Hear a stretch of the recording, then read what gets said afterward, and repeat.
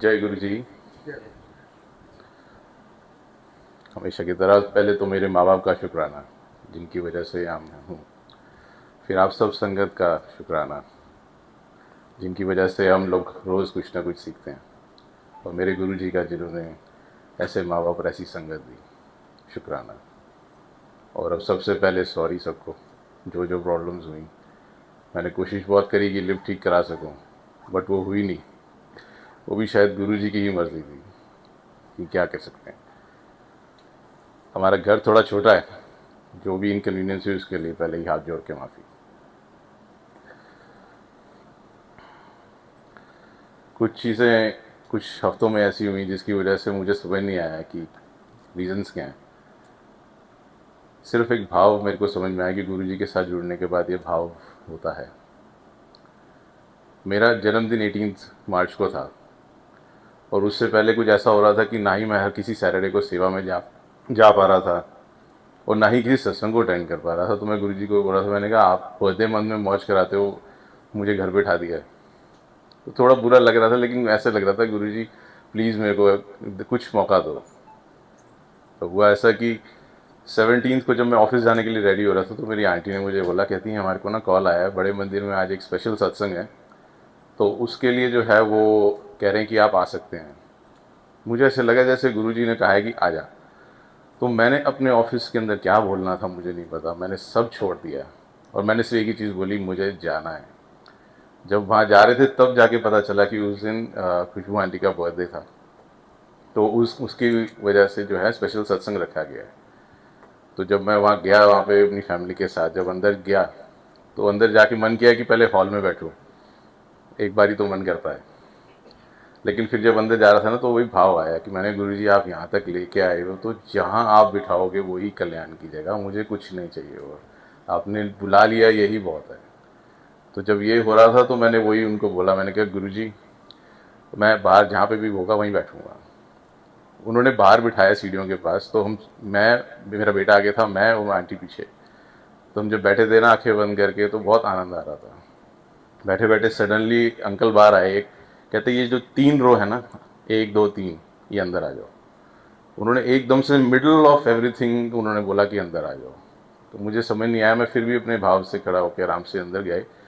तो वहाँ पे एक अंकल थे, उन्होंने बोला नहीं आगे नहीं बैठना, पीछे दीवार के साथ जाके बैठो। मैं कहा थैंक यू जी।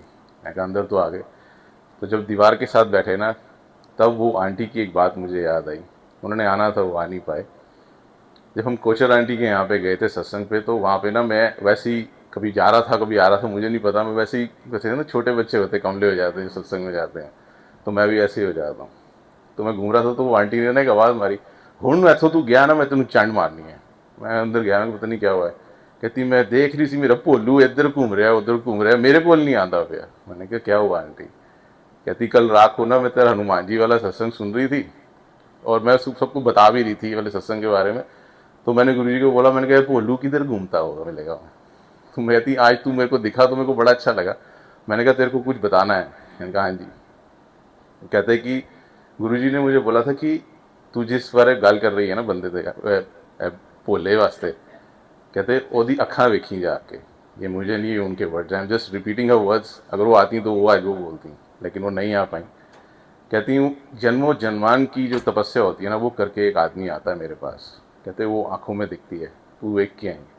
तो जब वो बोल रही थी ना, मेरी आंखें सिर्फ नम थी, क्योंकि जब मैं कहा आंटी मुझे तो कुछ बोल करना आता ही नहीं। कहती गुरु जी ने कहा ध्यान लाया कर, वो तेरे वास्ते है, उन वापिस तपस्या से जानता है वक्त आ गया। मैंने कहा ठीक है। तो जब 17 को मैं वहाँ बैठा हुआ था, तब मैंने जब आंखें बंद करी, मैंने गुरु जी को बोला, मैंने कहा मेरे से ध्यान नहीं लगता, प्लीज़ मदद करो। उन्होंने मदद की। आंखें जब बंद करी ना, तब 11 बजे थे, जब खोली तो 4 बजे थे। और जब मैंने खोला तो मेरी आंटी ने ये बताया, कहती कितने संगत आई, कितनों को उठाया और ले गए, लेकिन हमारी जो रो थी ना 4, उसको किसी ने छेड़ा भी नहीं एक बारी भी। क्या? मैंने कहा अच्छा हो गया, क्योंकि गुरुजी की प्लानिंग यही होती है, अगर मैं आगे बैठा होता तो 10 सेकंड में बाहर था। यहाँ पे गुरुजी ने बिठाना था। जब बैठे हुए थे ना, तो वहाँ पे मैंने जब आँख खोल के देखना शुरू किया, वहाँ पे हर जगह पे हैप्पी बर्थडे लिखा हुआ था गुरु जी के भवन के अंदर। तो मेरी आंटी कहती है कि आपका बर्थडे कल नहीं आज ही है, क्योंकि गुरु जी ने आज सेलिब्रेट कर दिया है। तो मैं बड़ा उस दिन इतना इमोशनल था, मुझे कुछ समझ नहीं आ रहा था कि मैंने गुरुजी मैं तो आपसे मांगा था कि मुझे एक बार मौका दो, मुझे आना है, लेकिन मैं आ नहीं पा रहा कहीं पर भी, कितनी कंपल्शंस की वजह से। तो वहाँ जब बैठे थे ना, तो बैठे बैठे एकदम से नीरज अंकल के एक फ्रेंड है वो वहाँ पे थे, तो हम लोग बात कर रहे थे। तो उतनी देर में आरती जब शुरू हुई तो मन किया कि आरती करनी है, फिर वही भोले बन जाओ। तो मैं वहाँ भोले बन के ना आंटी के साथ धीरे धीरे करके खड़ा हो गया। मैंने कहा शायद कोई अलाउ कर दे, और आई डोंट नो वो क्या रीज़न था। उन्होंने ऐसे देखा और उन्होंने कहा हाँ जी आप आ जाओ। तो उन्होंने आरती के एक जो चंद सेकंड मिली सेकंड दिए ना, मेरे लिए वो बहुत थे, क्योंकि मैंने कभी नहीं करी थी। और मेरे बेटे ने ना मुझसे कहा था शिवरात्रि वाले दिन कि पापा कभी हम अंदर क्यों नहीं जा सकते, हम क्यों नहीं कभी आरती कर सकते। तो जब वो करके आया मैंने कहा इसलिए क्योंकि गुरुजी ने तेरे भाव देखने थे और उसके बाद तेरे को दिया मौका। तो वो बड़ा खुश था। तो ये सब लोग चले गए, मैं वॉशरूम गया था, जब वापस आया तो जो केक कटता है वो डिस्ट्रीब्यूट हो रहा था, मेरे टाइम पे ख़त्म हो गया। तो जब मैं वहाँ गया इतना सा पीस था, वो अंकल के हाथ में ऐसे था, वो जैसे ही वो पलट के किसी को देने लगे वो उनके हाथ से गिर गया और वो उल्टा हो गया। तो जो गुरुजी गद्दी उसके सामने गिरा हुआ था, तो मैं उसको देख के ना मैं सोच रहा था, मैंने कहा इसको उठाऊंगा तो ये मारे क्या कहेंगे मुझे, मैं उठा लूँ। उतनी देर में अंकल ने ना ऐसे करके साफ़ किया और टेबल के नीचे रख दिया। मैंने कहा अब टेबल के नीचे हाथ तो नहीं डाल सकता। तो जैसे ही मैं जानने लगा ना, बिकॉज हम सेवा करते हैं तो जानते हैं गुरुजी ने बख्शी हुई है, तो अंकल ने कहा अंकल ये ना टेबल बाहर ले जाओ। मैं कहा हाँ जी अंकल ये टेबल मैं ले जाऊँगा। लेकिन प्रॉब्लम ये थी वो टेबल इतना भारी था कि मैंने तो उठा लिया, दूसरी साइड में कोई था नहीं। तो आपके जो फ्रेंड है, मेरे को उनका नाम नहीं पता, वो थे साथ में मेरे, उन्होंने मैंने दोनों ने उठाया ना, तो बाहर आके वो कहते केक नहीं मिले। मैंने कहा मैनू भी नहीं मिले, वो आई है। मैंने कहा आई है, मैं नीचे से हल्का निकाला, उन्होंने हल्का से लिया, कहते 1 मिनट में आया। मेरे को ना बड़ा मन किया कि मैं ना वो केक खा लूँ, लेकिन वो गिर के नीचे से आया था और सबको पता था। तो मैं ना वहाँ पे बर्तन थे बड़े बड़े, उनके बीच में छुप गया 1 सेकंड के लिए। मैंने कहा मैं यहाँ खड़ा होकर खा लेता हूँ। तो मेरा बड़ा मन किया, तो मैंने ना वो अपनी उंगलियों से खाना शुरू कर दिया, और डर डर के कि कहीं कोई बहुत टोक ना आ दे। मैं खाता जा रहा था, मैंने सारा उसको खा लिया।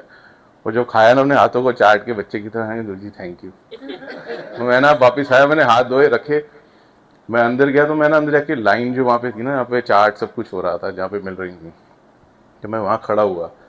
तो एक अंकल ना मेरे को आए और उन्होंने बड़ी जोर से हक किया पीछे से। मुझे कहते हैं अंकल तो पता नहीं हुने की होया है। मैंने कहा मुझे नहीं पता, मैं तो मेरे को डर गया, मैं कहा पता नहीं अब क्या किया मैंने। कहते तुसी जो बाहर आए ना, मैं गुरु जी ਨੂੰ ਵੇਖਿਆ ਤੁਹਾਡੇ ਪਿੱਛੇ ਚੱਲਦੇ ਹੋਏ। कहते वो इंज करके तेरी फेस देखते देखते ਤੁਹਾਡੇ ਪਿੱਛੇ आ रहे सी, वो तेरे नाल थल्ले भी उतरे। फिर जो वो अंकल चले गए ना, ਤੁਸੀਂ ਜਦੋਂ ਬਰਤਨਾਂ ਦੇ ਪਿੱਛੇ ਗਏ, ਉਹ ਤੁਹਾਡੇ ਨਾਲ ਪਿੱਛੇ ਜਾ ਕੇ ਦੇਖ ਰਹੇ ਸੀ। ਉਹਨੇ ਫੋਲਡ ਕੀਤਾ हैंड और हैंज करके देख के हंस रहे सी कि की कर रहा है। कहते तेरे नाल अंदर तक आए, अंदर आके जब तू लाइन च लग गया ना, उन्हें देखा लाइन च लग गया, फिर बाहर गए। कहते आज मैंने पहली बार ये होते हुए देखा। मैंने कहा अंकल मुझे क्यों नहीं दिखे। कहते वो आए और उन्होंने देखा, तो जल्दी से ना वो चार्ट लेके आए, उन्होंने दिया, कहते पहले आप लो। मैंने कहा नहीं अंकल आप लो। हम लोग आप करते करते कहते नहीं एक बारी ले लो, फिर असी दोनों लाएंगे। मैंने कहा ठीक है। तो मैं उस दिन यही वो देख रहा था कि आपके भाव गुरु जी को ही चाहिए। आप अगर गुरु जी से गुरु जी को मांगते हो ना, तो वो देते हैं। मेरे को तो वो नीचे गिरा हुआ ऐसे लग रहा था जैसे अमृत है। मुझे वो एक एक कण दिख रहा था। वो डस्टबिन में जब वो प्लेट गई थी ना, मुझे अभी भी याद है, वो डस्टबिन में प्लेट ऐसे गई थी जैसे नई प्लेट गई हो। क्योंकि मेरा तो मन था कि मैं चाट लूँ, लेकिन वो ज़्यादा हो जाता। लेकिन मैं जितना हाथ से कर सकता था वो किया। नेक्स्ट डे फिर जब मैं 18 को बैठा हुआ था, तो मेरे ऑफिस की कुछ कंपल्शन की वजह से मुझे नोएडा से दूर नहीं जा सकता था। उन्होंने ये बोला था कि सर आ रहे हैं, कुछ काम है, तो maybe you will be call to office. मैंने कहा ठीक है। तो मैं वहाँ बैठा हुआ ना सोच रहा था। फिर मैंने एक ग्रुप है जो सत्संग इनवाइट्स का, वहाँ पे मेरे को मन किया, तो मैंने वहाँ पे किसी से पूछा क्या यहाँ पे किसी के यहाँ सत्संग है जो 4 बजे से पहले होगा। बिकॉज मुझे ये था कि उसके बाद एक और काम था, क्योंकि मेरे बेटे का जन्मदिन भी 18 को होता है, तो मैंने कहा उसको भी टाइम देना है। तो जब मैंने पूछा तो एक आंटी ने बोला हाँ ये एक है, और मुझे नहीं पता था सोनाली आंटी के घर था वो।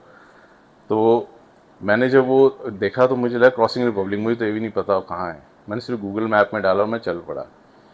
जब वहाँ गए, वहाँ जाके जब बैठने का मौका मिला, सत्संग अटेंड करने का मौका मिला, तब ऐसा लगा जैसे हम ना सत्संग तो बहुत अटेंड करते हैं, लेकिन कुछ सत्संगों में ना आपका ऐसा ध्यान लगाते हैं गुरुजी, और ऐसा आपको जोड़ देते हैं अपने साथ कि ऐसा लगता है जैसे कि आप ना आप और गुरुजी हैं और दुनिया में कोई है ही नहीं।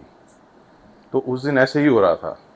मैं वही आंटी को बोल के आया, मैंने कहा आंटी मैं इतना खुश हूँ कि नोएडा के पास जिस चीज़ को मैं ढूंढ रहा था इतने टाइम से, अब वो मुझे मिलनी शुरू हुई है कि एटलीस्ट कुछ लोग तो हैं जो गुरुजी की मर्यादा में चल के गुरुजी को ही मांगते हैं। उनके लिए सत्संग सिर्फ गुरुजी के लिए होता है और गुरु के रूपों के लिए, कि उनका ध्यान रख सके। मैंने कहा इतना प्यार मिला ना यहाँ बैठे बैठे हर एक संगत को, वो बहुत अच्छा लगा मेरे को। तो मैं वही उस दिन जब मेरा बर्थडे था, मैंने कहा गुरुजी थैंक यू। तब जब वहाँ सत्संग सुनाने का मौका मिला, आई थिंक 2.5 आवर्स का सत्संग सुनाने का मौका मिला वहाँ पे, मैं उस टाइम पे ऐसे था जैसे एक बच्चा कमला नहीं हो जाता, मैं हो गया था कमला और चलता गया उसके अंदर।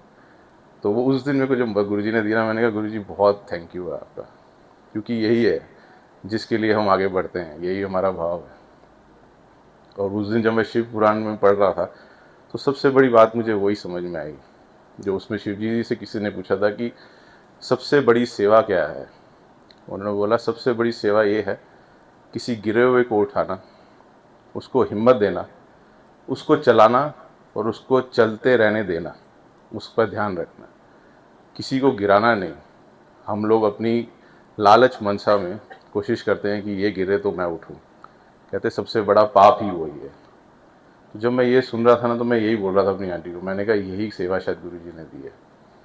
सारा दिन जितनों से भी हम इंटरेक्ट करते हैं, हम उनसे यही कहते हैं कि गुरुजी से डायरेक्ट कनेक्शन बनाओ, ये वाया मीडियाज़ नहीं है। हम लोग कुछ नहीं, हम लोग सिर्फ एक सेवा में है, हमारा भी ये सेवा है सत्संग सुनाने की, इसके अलावा हमें भी कुछ नहीं आता, हमारे पास कुछ है ही नहीं देने को। तो मैं वही एक आंटी से उस दिन बात हुई जब ये हुआ, there is no coincidence, this is a fact. क्योंकि उस दिन जब मैं ये पढ़ के बाहर आ रहा था, तो एक आंटी का मैसेज आया था, उन्होंने भी आना था, वो भी नहीं आ पाई, बट नेक्स्ट सत्संग में वो होंगी।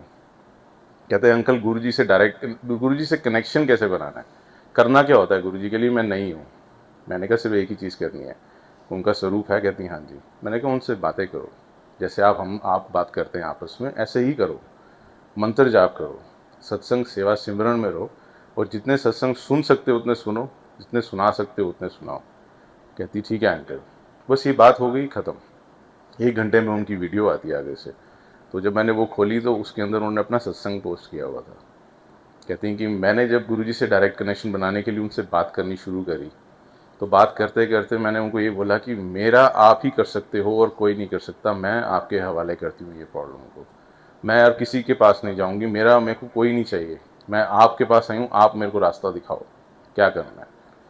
कहते कुछ मिनटों के अंदर ही एक कॉल आया, उसने फ़ोन करके उनको बताया और ये बोला कि आप तो गुरु संगत हो ना। कहते हाँ। कहते मैं भी गुरु संगत हूँ, आपकी ये प्रॉब्लम का सोल्यूशन मुझे पता है, आप कल मिलिए, हम लोग मिल के इसको सॉल्व कर देंगे। तो उन्होंने वही, मैं उसी वक्त में भेज के ना, वो ये बोला, कहती अभी तो अंकल हमने बात ही करी थी गुरुजी के स्वरूप से, जो सालों से चीज़ें नहीं हो रही थी वो उन्होंने कुछ मिनटों में ठीक कर दी। मैं कहा यही प्रॉब्लम है, हम लोग जो भूल जाते हैं ना कि हमारे को गुरुजी से डायरेक्ट कनेक्शन बनाना है, ये उसी की बात है। उस वजह से मैंने कहा आपको अब समझ में आना शुरू हुआ थोड़ा थोड़ा कि आपको कहाँ जाना है। तो वो बात मेरे को बहुत गुरुजी की समझ में आई। मैंने कहा सबको पता होना चाहिए कि प्लीज़ डायरेक्ट कनेक्शन बनाएं गुरुजी के साथ। हमें बहुत अच्छा लगता है कोई सत्संग सुनाने वाला दिखता है ना, तो हमें होता है अंकल ये हैं। तो मैं सोनाली आंटी को अभी पहले तो रिक्वेस्ट करूँगा कि आप प्लीज़ आएँ, अपना सत्संग सुनाएं।